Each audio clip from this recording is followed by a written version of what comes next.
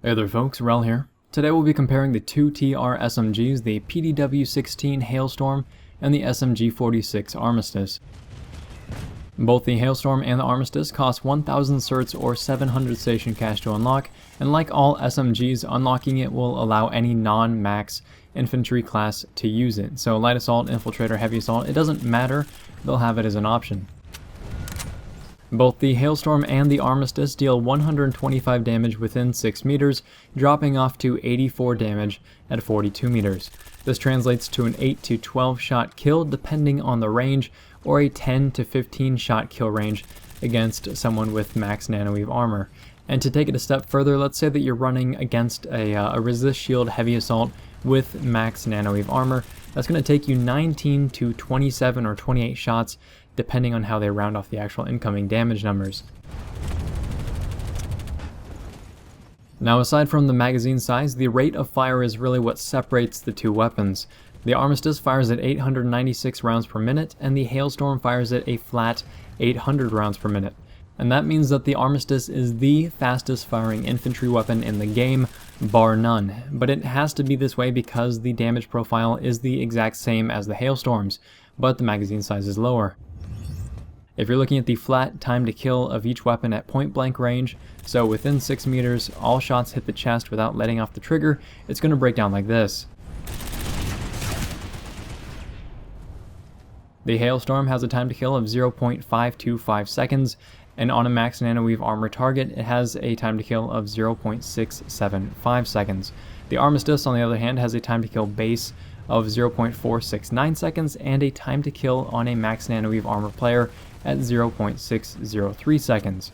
And the math behind this is in the description below in case you're incredibly curious, but what it comes down to is that the Armistice has the fastest time to kill of any SMG, while the Hailstorm has the slowest time to kill of any SMG outside of the NS7 PDW.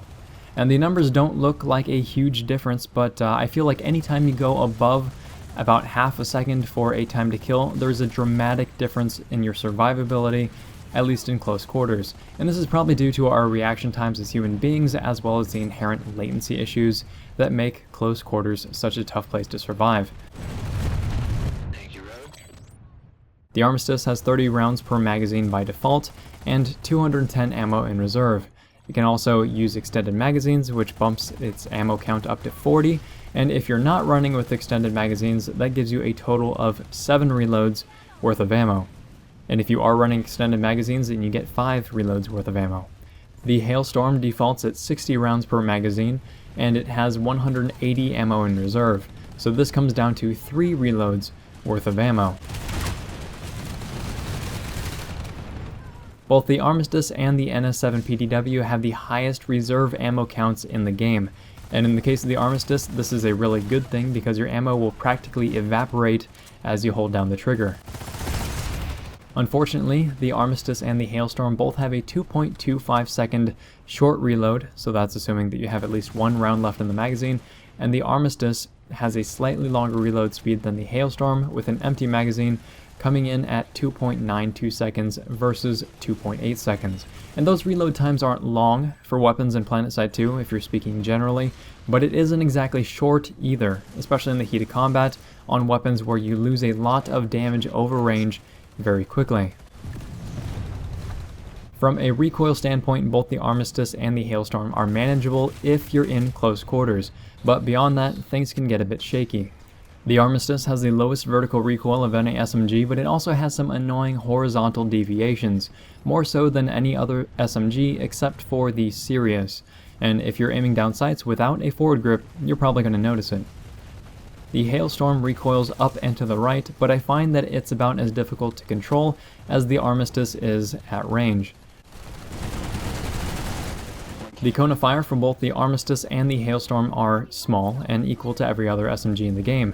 However, the bloom values are also the same as every other SMG, except for the Cyclone, in which case the Cyclone actually has a higher bloom value because it has a much lower rate of fire. The Armistice actually takes a hit in the cone of fire department because it has a much higher rate of fire, and you're not emphasizing the advanced laser sight like you are with the Hailstorm. So because you're firing more bullets for the same amount of damage as other SMGs, your weapon is going to bloom more. And this is a bad thing, and the effect gets even worse when you're using a flash suppressor. So those are the stats. Now let's take a look at the attachment options, and then we'll roll into some strategy, and finally talk about why you should or should not use these weapons. Both the Armistice and the Hailstorm share the same attachments, for the exception of an extended magazine, which the Hailstorm does not have access to. They can both equip soft point ammo, compensator, flash suppressor, suppressor, advanced laser sight, standard forward grip, flashlight, and scopes 1x through 4x, including night vision. As far as suggestions go, I tend to bounce between different attachments depending on my mood, and I feel like the Hailstorm does not perform well enough until you get an advanced laser sight, so if anything, that should probably be your first purchase. For the Armistice, extended magazines are the go-to for a lot of people, but if you can aim very well, then the advanced laser sight is completely viable as well. Forward grips are also legitimate attachments for either weapon, but only if you aim down sights. For many people, aiming down sights in close quarters is pretty difficult, so I wouldn't necessarily suggest it, but instead it could be worth exploring if it works for your playstyle. If you're going to get a sight, I do suggest going with the 1x reflex or the standard iron sights, which are very clean in my opinion. Everything else seems a little bit off, and I don't think that the infrared scopes really do these weapons justice unless you're also running a forward grip. Soft point ammo should always be equipped, as there is really no reason not to run it. Your maximum damage range is going to be increased by 6 meters, which is a huge difference in effectiveness. If possible, I'd grab the advanced laser sight on the Hailstorm or extended mags on the Armistice, and then make your next purchase soft point ammo. Those two things, the rail and the ammo attachments, are a night and day difference. I do not feel like suppressors work very well with these weapons due to their low damage and damage drop-off ranges. So if you are using a suppressor, you want to be very, very, very, very, very close to your target, like nut to butt close. On the other hand, I do really like the flash suppressor, and I think the benefits do outweigh the negatives, and I mentioned before that it hurts the Armistice probably more than any other SMG in the game due to the extremely high rate of fire, but I do view the flash suppressor as the lesser of two evils, and the first one being the standard suppressor. But those are the attachment suggestions. Now let's take a look at some weapon-specific strategy. Whether you're using the Hailstorm or the Armistice, you need to be able to get into range, because even if you have soft point ammo equipped and you are not running a suppressor, as soon as you hit the 13 meter mark, your 8-shot kill range turns into a 9-shot kill, and then it becomes a 10-shot kill at around 30 meters. This is even worse if you have a suppressor equipped.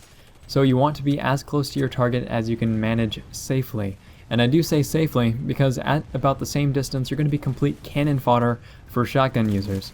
And if you hear a shotgun go off or know that people in the area are using shotguns, then keep about 15 meters between you and your enemies, corners, doorways, basically anywhere where you get reamed by a close range weapon. Fortunately, the Armistice and the Hailstorm have an advantage when it comes to magazine size, and this allows you to pre-fire your weapon at enemies who are rounding corners, or when you yourself are rounding a corner that you know enemies are on the other side of. And pre-firing just means to start firing before you actually see the enemy, and this is going to help mitigate the latency issues that tend to cause so many problems in close quarters. And if you have no idea what I'm talking about, then check out the time to kill versus lag compensation video. It'll definitely be worth your time. Aside from those three main things, SMGs are pretty self-explanatory. That said though, I would like to make some recommendations for when you should and should not use or even buy these weapons. There's really only two reasons that I would suggest using either of the SMGs. Reason one being, if you're an infiltrator, either SMG is going to be worth buying for you. Infiltrators can get into the right range very quickly, they can kill someone, and get out before the enemy even knows what's going on. And that's good, but more importantly, you don't really have any other legitimate close quarters options available to you.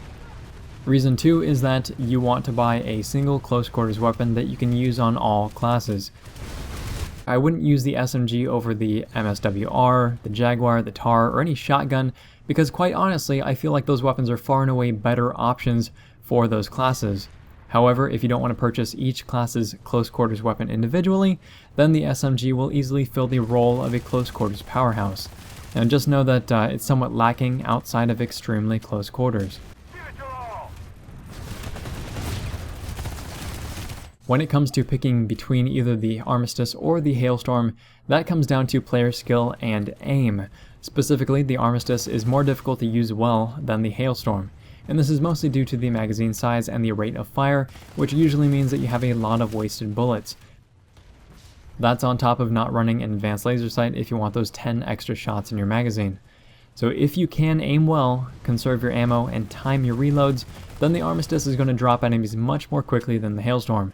But if you need the flexibility that the Hailstorm's larger magazine provides, due to not having perfect aim or not being able to find good situations to reload, then the Hailstorm is probably going to work better for you.